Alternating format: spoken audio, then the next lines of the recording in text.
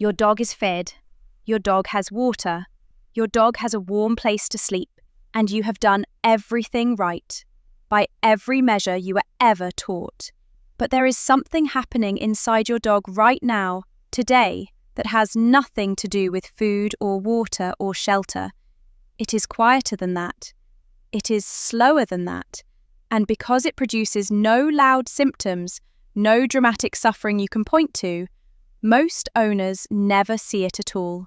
What your dog needs most is not in a bowl.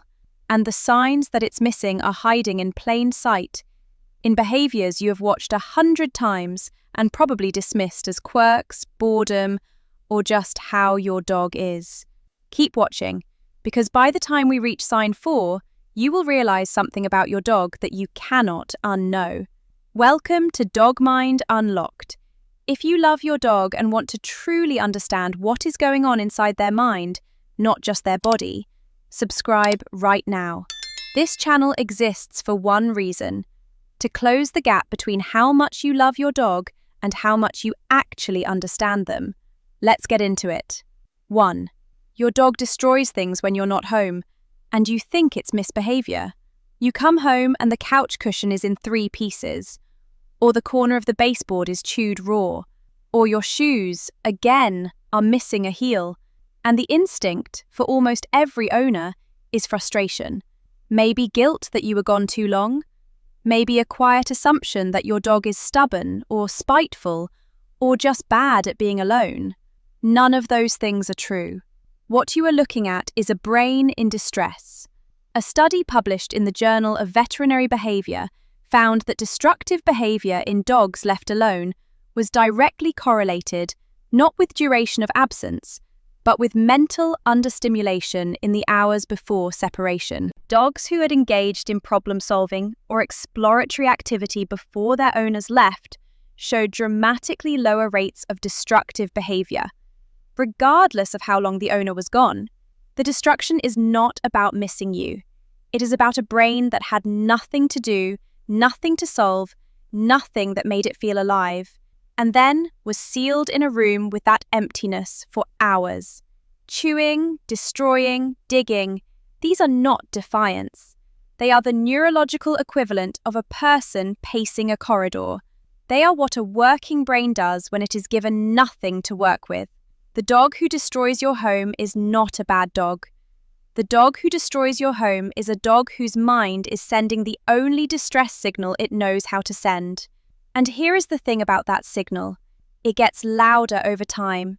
Stay with me, because sign 2 is about a behavior so quiet and so common that most owners interpret it as affection when it is actually the opposite. 2. Your dog follows you from room to room and never settles. You go to the kitchen, your dog follows. You go to the bathroom, your dog is at the door. You sit back down and within 30 seconds your dog is up again, repositioning, checking, hovering. You probably think this means your dog adores you. And your dog does adore you, that part is true.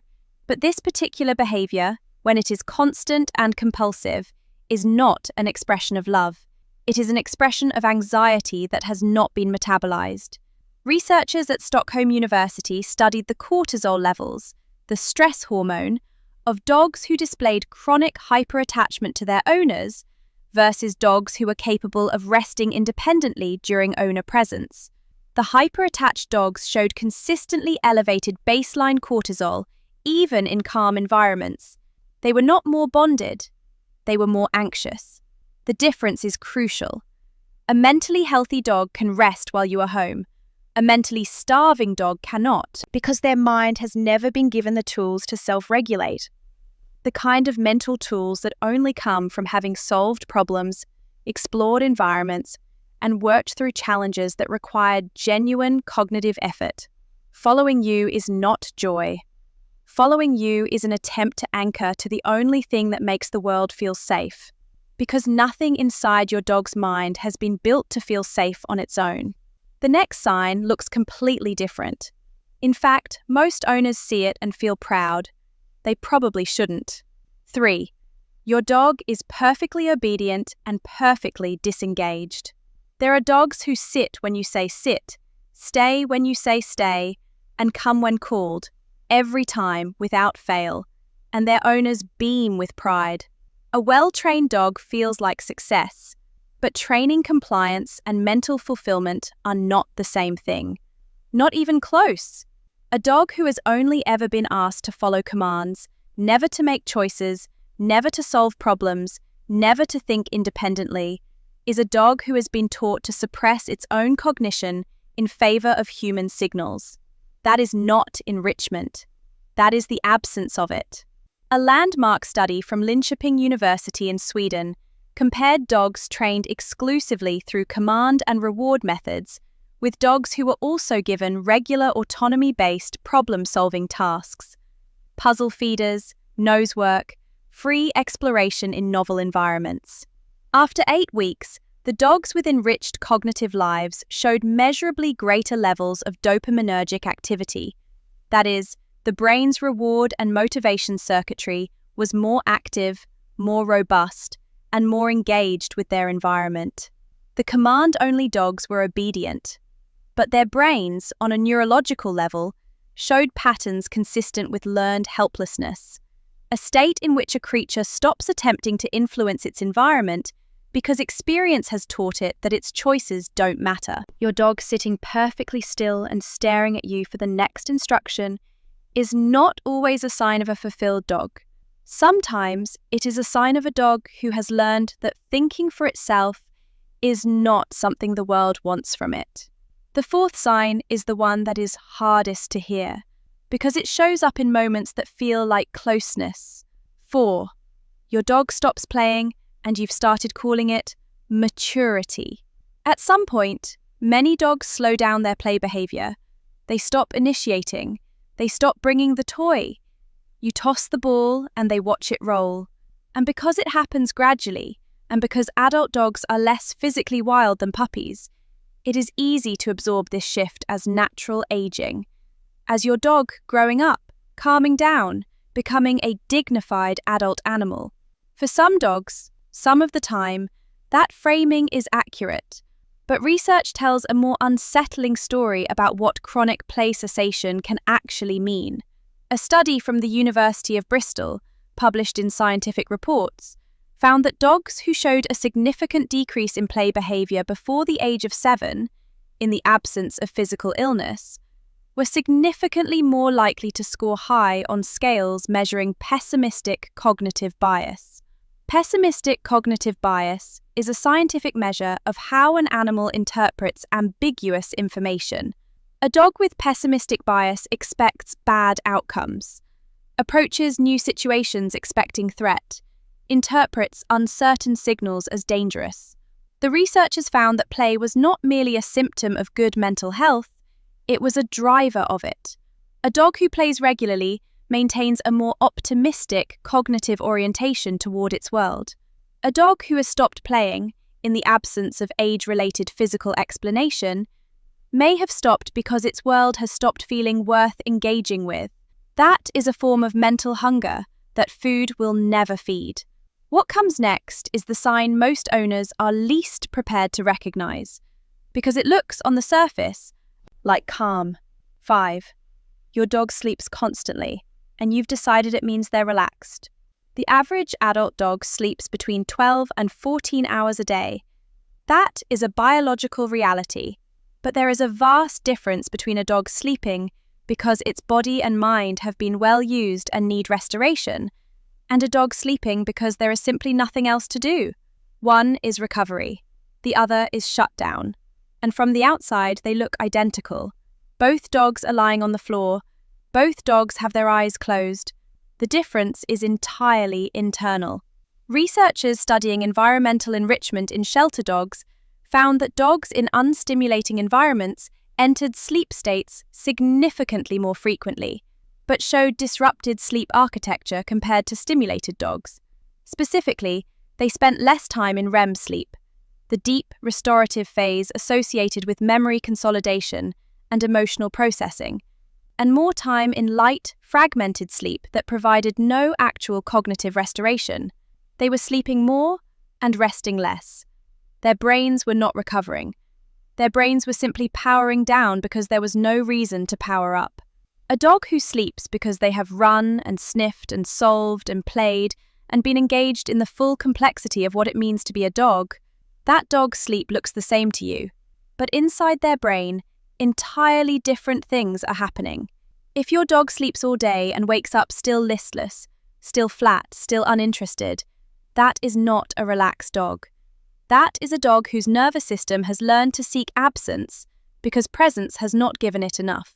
Sign 6 is perhaps the most misunderstood behavior in the entire canon of dog ownership, and the most commonly laughed off. 6. Your dog sniffs obsessively on walks, and you've been cutting it short. You have a route. It takes 20 minutes. Your dog stops every 40 seconds to bury their nose in a patch of grass, a fence post, a crack in the pavement. You tug the leash. You say, "Let's go." You think the walk is for exercise. You are only half right. For a dog, a walk without sniffing is a book without words. It is movement with no meaning. Dogs possess between 125 million and 300 million olfactory receptor cells, depending on breed, compared to approximately 6 million in humans. But it is not just the number of receptors that matters. It is the architecture of the canine brain dedicated to processing scent. Roughly 12% of a dog's brain is devoted to olfactory analysis, compared to less than 1% in humans. When your dog stops at that fire hydrant and inhales for 90 seconds, they are not wasting time. They are receiving information. Information about which dogs passed here and when, about those animals' stress levels, their reproductive state, their health, their territory. They are reading a newspaper you cannot see. A study from Aarhus University in Denmark found that dogs allowed to sniff freely during walks showed measurably lower cortisol levels afterward than dogs who were walked on tight leashes with movement-focused owners.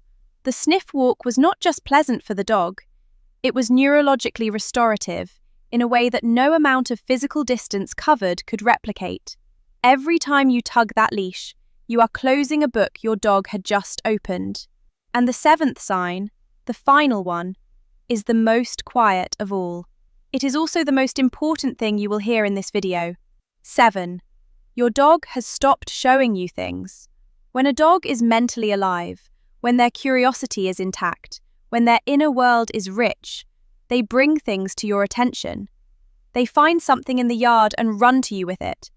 They hear something and look from the sound to your face and back again, checking your reaction, sharing the experience. Behaviorists call this social referencing and joint attention. It is the behavior of an animal who believes that their inner experience is worth sharing, who has learned that pointing their awareness at something and including you in it is a meaningful act. It is one of the most extraordinary things about dogs. They evolved over 15,000 years to share their world with you specifically. No other animal on Earth does this the way a dog does. A study from Eötvös Loránd University in Budapest, one of the world's leading institutions in canine cognition research, found that dogs who engaged in frequent joint attention behaviors with their owners showed significantly higher scores on measures of cognitive flexibility, emotional security, and general behavioral resilience. The behavior was not just a sign of a happy dog, it was a sign of a dog whose mind was receiving what it needed: challenge, novelty, engagement, and the felt sense that their inner world mattered to another creature. When a dog stops bringing things to your attention, when they stop looking at your face to share a moment, when they move through the world as if it is something to endure rather than explore, that is not a calm dog or a quiet dog or a low-maintenance dog. That is a dog whose mind has gone dim. And here is what you need to hold on to. That dimming is reversible, not through more food or more rules or more obedience training, through more of what the brain of a dog actually requires: novel problems to solve, new scents to read, free choices to make, and the unambiguous experience of being a creature whose curiosity, whose intelligence, whose inner world is worth something to the person they chose to love. Think back to where we started. You thought you were doing everything right, and in the ways you were taught, you were. But mental hunger doesn't announce itself with obvious suffering. It announces itself in the dog who destroys things, and the dog who follows too closely, in the dog whose obedience has become emptiness, and the dog whose play slowly went quiet, in the dog sleeping through days that gave it nothing to wake up for, in the dog whose sniffing you cut short because you had somewhere to be, in the dog who stopped sharing their world with you, because somewhere along the way, the world stopped giving them a world worth sharing. That dog is in your house right now. That dog chose you. Of all the lives a dog could have lived, yours is the one it is living. The question is never whether you love your dog. The question is whether the love you are giving them is the kind their brain was built to receive. You know the answer now, and you can change it. Starting today. If this video changed the way you see your dog, share it with someone who loves their dog and deserves to know this. Subscribe to Dog Mind Unlocked. We are here every week helping you understand the animal that chose to spend their one life with you.